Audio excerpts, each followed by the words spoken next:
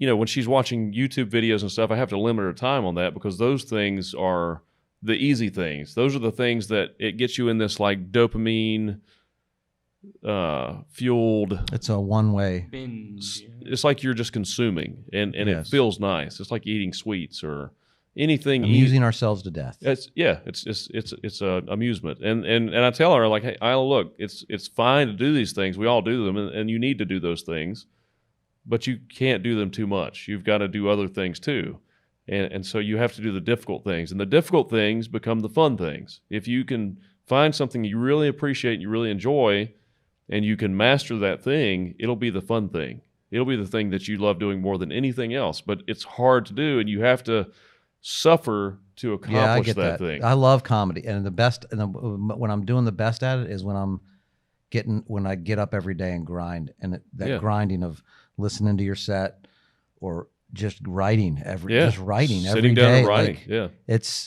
It's hard to do, and it's like, God damn it, I gotta write. Or even rehearsing your set. And it shouldn't be. It should be like that's the fun part. But in the end, it adds up to the fun part. And every time you do it, you gain something new from it. Every time I sit down and listen to my sets, or go over my material, or write, or work on comedy, I always create something new. Always. It may take 2 hours or 3 hours or whatever, but I never come out of it without being better.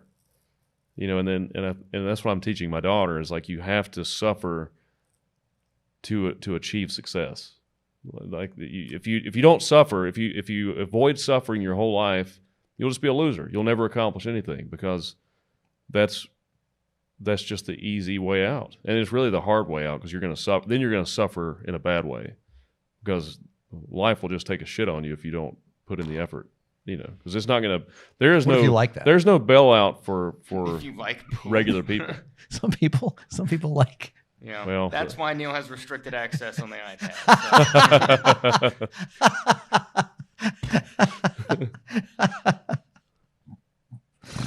But even me, like a lot of things that I enjoy doing, like watching podcasts and stuff, I'll incorporate those into the hard things. I'll just play the podcast in the background, let them just run. I'll let stuff I enjoy run in the background. Occasionally, I'll hear something I'm interested in. I'll listen for a little while, and then go back to doing what I'm doing. And then, sometimes I'll listen to a podcast or maybe it's a science thing or something, and while I'm listening to it, it gives me an idea, and I'll just pause it, and then I'll just ponder that idea or sit down and write. Yeah, documentaries do that for me a lot. Like if I'm like, oh, I gotta write something, I'll watch a documentary, and I always feel like I get.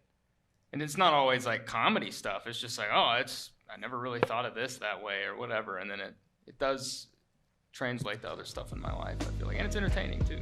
Yeah.